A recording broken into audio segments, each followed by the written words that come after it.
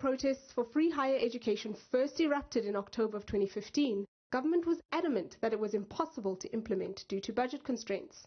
However, some temporary relief measures were put in place, including increasing the threshold for the National Student Financial Aid Scheme's funding.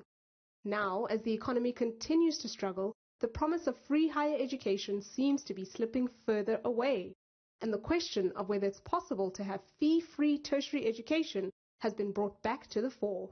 In the short term, it would not be feasible, not in a country that is experiencing fiscal constraints that we are facing at the moment. Because if you look at the budget of the Department of Higher Education and Training and Science and Innovation as an example, that budget has increased quite a lot over the last couple of years, especially from 2018 when fee-free education or subsidized education was introduced in the country. But we've seen what's happened. There have been budget cuts across the board in government departments. So it is not fiscally possible in the short term. But certain adjustments and reprioritization needs to happen, especially around how we can grow our economy. Because if this economy grows and we can deal with the issue of unemployment, we can deal with the issue of how we're growing the size of the cake of our economy, then it becomes possible to start funding some of the programs, including funding students in higher education institutions.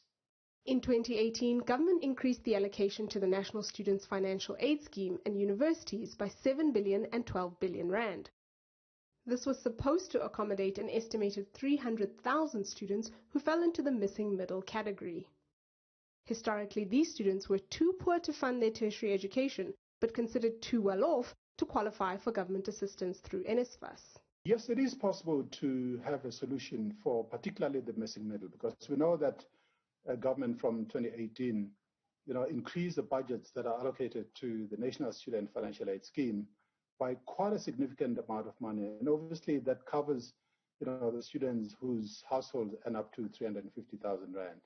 But as we know that there are a lot of students who are just above the threshold who are not qualifying NSFAS students and therefore are not funded. So if you look at the numbers, for instance, that are involved in terms of the missing middle at universities only, and I'm not even talking about TVET colleges at the moment. The numbers are sort of in the order of about 30 billion rand a year to be able to cover students that come from families that earn between 350,000 rand, in other words, where NSFAS ends, to 600,000 rand. So the country will need to raise somewhere in the region of about 30 billion rand a year. But implementation of the new funding criteria has been lacking. Government has now announced 11.8 billion rand in cuts to NSFAS and university budgets over the next 3 years. This analysts say it's time to revisit the recommendations made by the Herher Commission of Inquiry into Higher Education.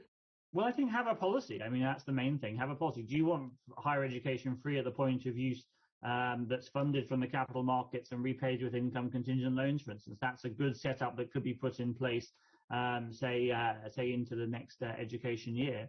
I think that's the problem here. We need a sense, and the government needs to communicate what are their priorities for funding in a fiscally constrained environment. Now, if we'd had zero-based budgeting, if we'd had expenditure reviews going on, those conversations would have been forced and we would understand them better, but they haven't happened. They've been too politically awkward.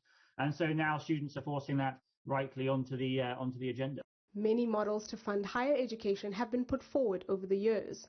Inaction by government has led to continuous disruptions to the academic calendar and growing animosity on campuses.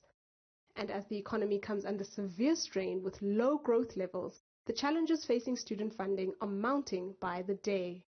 For Newzroom Africa on Channel 405, I am Kopano Gumbi in Johannesburg.